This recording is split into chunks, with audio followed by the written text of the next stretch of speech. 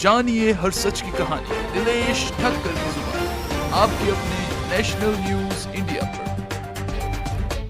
रामा भाई 21 जुलाई को अपील शुरू होने वाली थी संत आसाराम जी बापू के केस को लेकर जोधपुर में। तो सारी देश और दुनिया देख ही रही है किस तरीके से झूठा केस, फैब्रिकेट केस लगा करके और बापूजी को 12 सालों तक अंदर रखा। लेकिन दूध का दूध, पानी का पानी अवश्य होगा, हमें पूरा विश्वास है। बापूजी हमारे निर्दोष हैं और निर्दोष ही रहेंगे। बापूजी को 12 साल हो गए और अभी तक बापूजी को नहीं छोड़ा गया, रिलीफ नहीं मिला। उसका कारण यही है कि केस ही फैब्रिकेटेड है, इसलिए इतना समय लग रहा। और बहुत बड़ा ये षड्यंत्र हुआ है, राजनीतिक षड्यंत्र हुआ है, आपको सबको पता है। मैं हमेशा कहता आया हूँ कि सदगुरु की तपस्या ही रंग लाएगी, ईश्वर से न्याय हमें अवश्य मिलेगा। इतना कुप्रचार हुआ, लेकिन आज भी करोड़ों करोड़ों साधकों के हृदय में बापूजी के प्रति जो श्रद्धा है, प्रेम है, विश्वास है, वो बरकरार है और बरकरार रहेगा।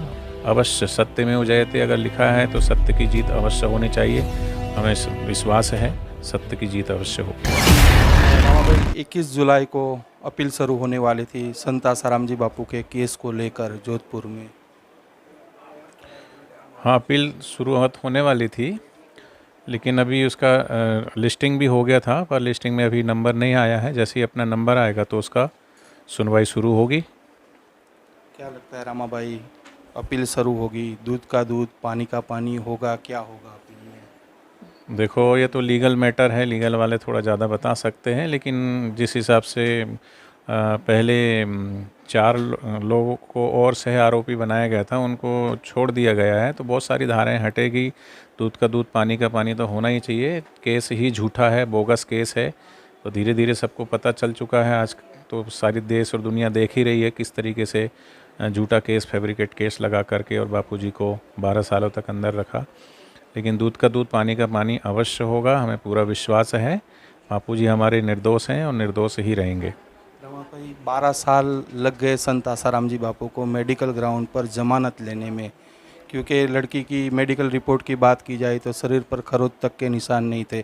तब के डीसीपी अजयपाल लांबा का भी ये बयान है कि जो दिल्ली से एफआईआर आई है, मतलब लड़की ने एफआईआर में कहीं पर भी 376 की धारा नहीं लगाई थी। उसके बावजूद बापूजी को मेडिकल ग्राउंड पर जमानत लेने में 12 साल लग गए। और काफ़ी ऐसे अपराधी देखे हमने जिनके एविडेंस होने के बाद भी वो लोग कोर्ट से निर्दोष बरी हो गए। हाँ, सही बात है ना। अगर केस हुआ है जिन पर के उनको छोड़ दिया गया है और प्रूफ सिद्ध हो चुका है, कई लोगों को ऊपर पोक्सो की धारा लगी, उनको छोड़ दिया गया है। आए दिन हम लोग भी देखते रहते, कोई हाई कोर्ट से छूटा, कोई सुप्रीम कोर्ट से छूटा।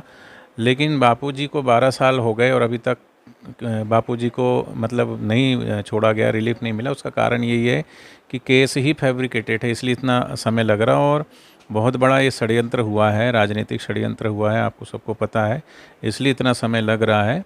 लेकिन मैं हमेशा कहता आया हूँ कि सदगुरु की तपस्या ही रंग लाएगी, ईश्वर से न्याय हमें अवश्य मिलेगा।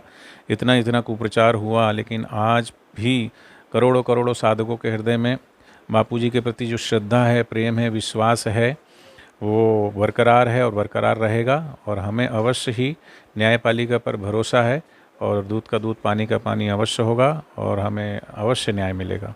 सत्य की जीत होगी। अवश्य सत्य में जयते अगर लिखा है तो सत्य की जीत अवश्य होनी चाहिए। हमें विश्वास है सत्य की जीत अवश्य होगी। जानिए हर सच की कहानी दिनेश ठक्कर की जुबान आपके अपने नेशनल न्यूज इंडिया।